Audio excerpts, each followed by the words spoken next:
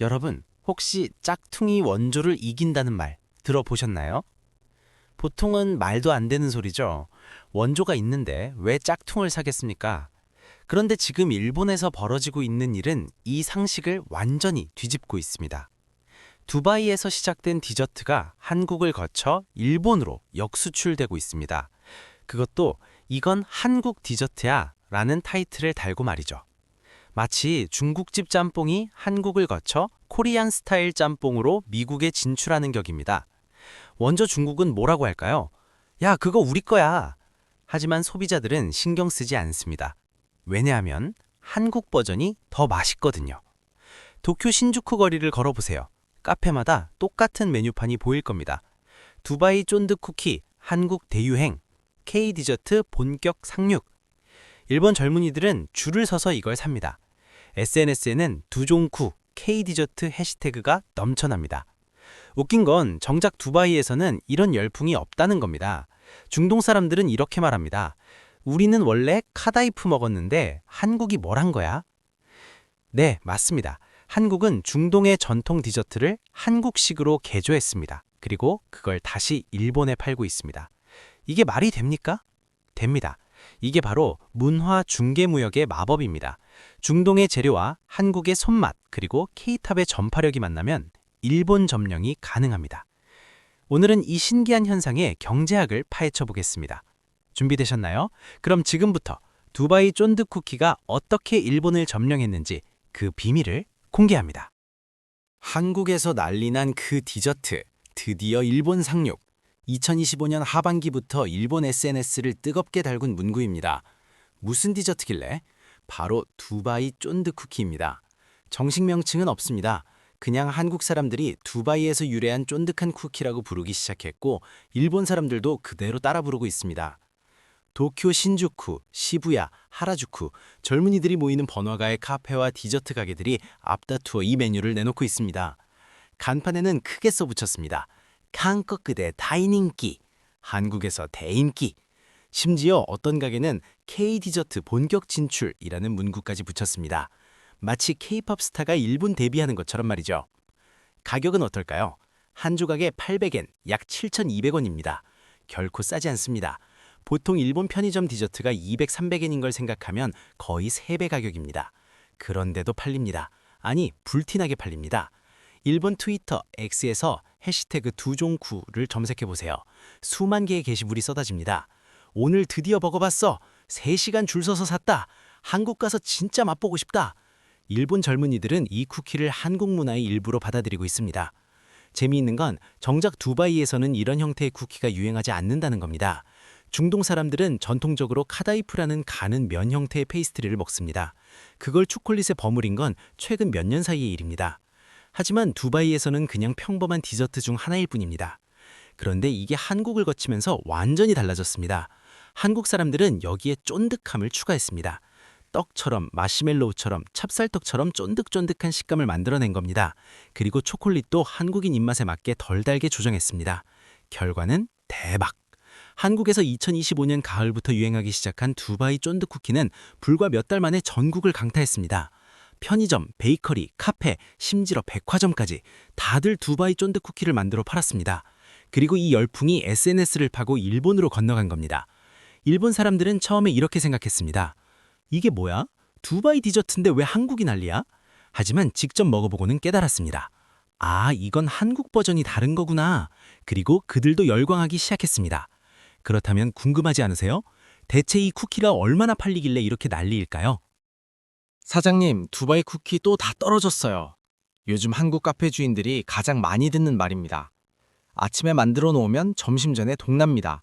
점심에 만들어 놓으면 저녁 전에 동납니다. 마치 쿠키계의 에르메스백 같은 존재가 됐습니다. 실제로 숫자를 보면 놀랍습니다. 서울 강남의 한 유명 베이커리는 하루에 500개 이상을 판매합니다. 한 개에 평균 6,000원이니까 하루 매출이 300만 원입니다. 딱 쿠키 하나로만 말이죠. 한 달이면 9천만 원입니다. 작은 카페 한 달 임대료를 쿠키 하나로 해결하는 겁니다. 자영업자들에게는 그야말로 가뭄의 단비였습니다. 코로나 이후 자영업 폐업률이 치솟는 상황에서 두바이 쿠키는 효자 아이템이 됐습니다. 한 카페 사장님은 이렇게 말했습니다. 솔직히 커피로는 돈 못 법니다. 임대료 내기도 빠듯해요. 그런데 두바이 쿠키 하나로 한 달 순이익이 500만 원 늘었습니다. 진짜 살려줬어요. 그리고 이 열풍은 국경을 넘었습니다. 일본 도쿄의 한 마트 관계자는 이렇게 증언했습니다. 한국에서 유행한다는 소문을 듣고 급히 수입했습니다. 처음에는 반신반의했는데 첫날 1000개가 2시간 만에 동났습니다. 지금은 주 3회 공수해 오는데도 모자랍니다. 이게 무슨 아이러니일까요? 중동 디저트를 한국이 개량하고 일본이 그걸 또 베끼는 겁니다. 마치 문화의 순환 경제를 보는 것 같습니다. 그렇다면 여기서 질문 하나. 대체 왜 이렇게 빨리, 이렇게 강력하게 퍼진 걸까요? 단순히 맛있어서? 아닙니다. 여기에는 더 강력한 무기가 숨어 있습니다. 오빠가 먹으면 나도 먹고 싶어진다. 이게 바로 팬덤 경제의 핵심입니다. K-팝 팬들은 자기가 좋아하는 아이돌이 입는 옷을 사고 쓰는 화장품을 사고 가는 카페를 갑니다. 그리고 이제는 먹는 음식까지 따라 먹습니다. 2025년 반기 한국 아이돌들의 유튜브 채널과 브이로그에 두바이 쿠키가 등장하기 시작했습니다. NCT, 세븐틴, 거의 모든 인기 그룹의 멤버들이 두바이 쿠키를 먹는 영상을 올렸습니다. 우와, 이거 진짜 맛있다. 쫀득쫀득해. 이런 멘트와 함께 말이죠. 그리고 이 영상들은 일본 팬들에게 직격탄이었습니다. 일본은 K-팝의 최대 소비 시장입니다. 한국 아이돌 콘서트 해외 공연 중 가장 많은 회차가 일본에서 열립니다. 일본 10대, 20대 여성 중 60% 이상이 K-팝 팬이라는 조사 결과도 있습니다. 이 팬들이 영상을 보고 어떻게 반응했을까요? 나도 저거 먹고 싶어. 한국 가면 꼭 사 먹어야지. 일본엔 없나? 댓글창이 이런 반응으로 도배됐습니다. 그리고 일본 사업가들은 이걸 놓치지 않았습니다. 기회다. 실제로 도쿄의 한 카페 사장님은 이렇게 말했습니다. 우리 가게 단골 중에 K-팝 팬이 많아요. 그 애들이 두바이 쿠키 없어요? 라고 계속 물어봤어요. 그래서 급히 한국 레시피 찾아서 만들었죠. 결과는 대박이었습니다. 이게 바로 먹방 경제입니다. 단순히 음식을 소개하는 게 아니라 문화적 동경을 만들어내는 겁니다. 일본 젊은이들은 두바이 쿠키를 먹으면서 이렇게 생각합니다. 나도 한국 아이돌처럼 먹고 있어. 나도 한국 트렌드를 따라가고 있어. 더 재밌는 건 이들이 두바이 쿠키를 사서 SNS에 인증샷을 올린다는 겁니다. 인스타그램, 트위터, 틱톡, 플랫폼을 가리지 않고 두바이 쿠키, K-디저트, 한국 트렌드라는 해시태그와 함께 사진을 올립니다. 이게 또다시 바이럴 마케팅이 됩니다. 친구가 올린 사진을 보고 나도 먹어야지 하는 겁니다. 이쯤 되면 광고비가 따로 필요 없습니다. 팬들이 알아서 홍보해 주니까요. 그렇다면 여기서 또 질문. 중동 디저트인 두바이 쿠키가 한국을 거쳐 일본에서 대박친 이유가 단지 K-팝 덕분일까요? 아닙니다. 여기에는 더 중요한 비밀이 숨어 있습니다. 바로 한국식 개조의 마법입니다. 자, 여기서 핵심 질문입니다. 왜 일본 사람들은 원조 두바이 초콜릿이 아니라 한국식 두바이 쿠키를 찾는 걸까요? 답은 간단합니다. 한국이 개조했기 때문입니다. 원조 두바이 초콜릿은 이렇습니다. 카다이프에 피스타치오 크림을 넣고 초콜릿으로 코팅합니다. 맛은 달콤하고 바삭합니다. 나쁘지 않습니다. 하지만 특별하지도 않습니다. 중동 사람들에게는 그냥 평범한 디저트 중 하나일 뿐입니다. 그런데 한국 사람들은 여기에 쫀득함이라는 치트키를 추가했습니다. 어떻게? 카다이프에 마시멜로우나 떡 같은 재료를 섞었습니다. 그 결과 바삭함 플러스 쫀득함의 이중 식감이 탄생했습니다. 한국 사람들은 왜 이렇게 했을까요? 간단합니다.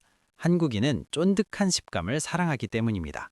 떡볶이, 쫄면, 찹쌀떡, 타피오카 펄, 한국 사람들이 좋아하는 음식에는 항상 쫀득함이 있습니다.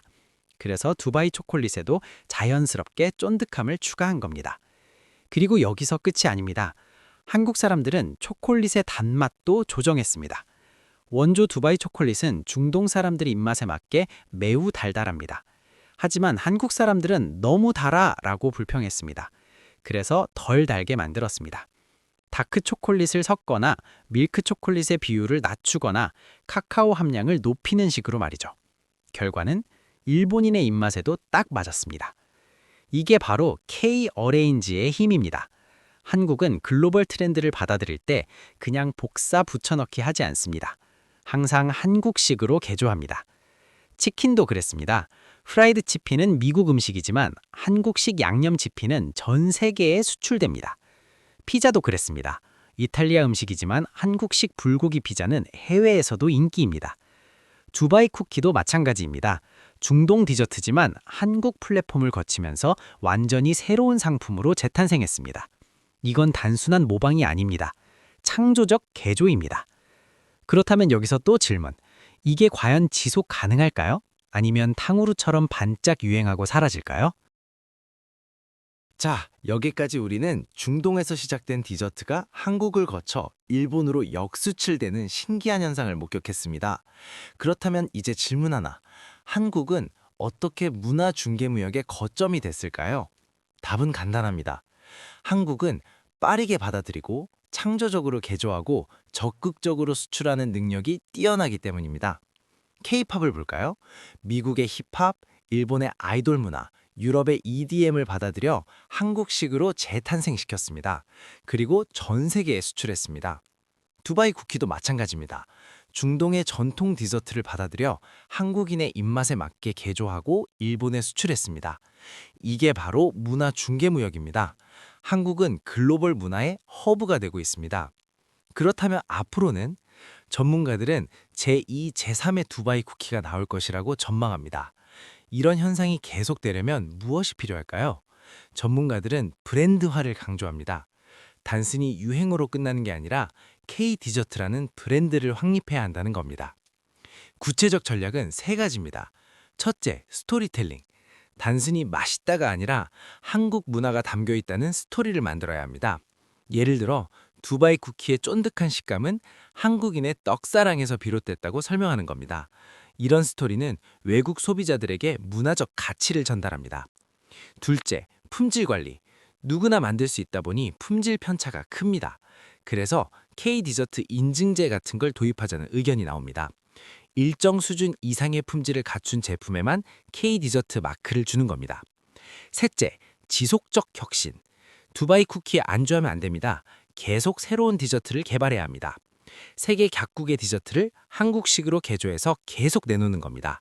그래야 K-디저트는 항상 트렌디하다는 이미지가 굳어집니다. 그렇다면 전망은 낙관적입니다. 유로모니터 기관은 K-디저트 시장이 2030년까지 연평균 15% 성장할 것이라고 전망했습니다. 특히 일본, 동남아, 북미 시장에서 성장세가 뚜렷하다고 합니다. 하지만 동시에 경고도 있습니다. 단순히 유행만 쫓으면 안 된다. 지속 가능한 비즈니스 모델을 만들어야 한다. 품질과 브랜드를 지켜야 한다. 결국 핵심은 이겁니다. 두바이 쿠키는 시작일 뿐이다. 이걸 발판 삼아 K-디저트라는 거대한 브랜드를 만들어야 합니다. 그리고 그건 충분히 가능합니다. 왜냐하면 한국은 이미 K-팝, K-드라마, K-뷰티로 증명했으니까요. 마지막으로 질문 하나 드리겠습니다. 여러분은 K-디저트의 미래를 믿으시나요? 댓글로 여러분의 생각을 알려주세요. 그리고 이 영상이 도움이 되셨다면 좋아요와 구독 부탁드립니다.